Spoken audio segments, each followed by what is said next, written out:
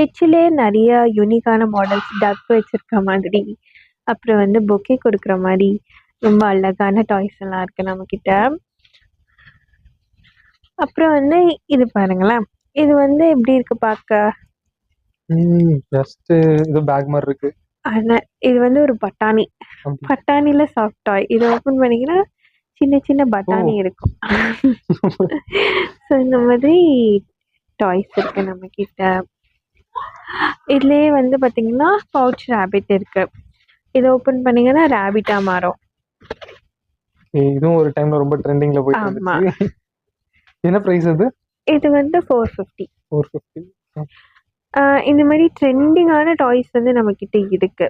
எல்லாமே நீங்க இன்ஸ்டாகிராம்ல பாக்குறது, ஃபேஸ்புக்ல பாக்குறதுலாம் நம்ம கிட்ட அவைலபிளா இருக்கும்.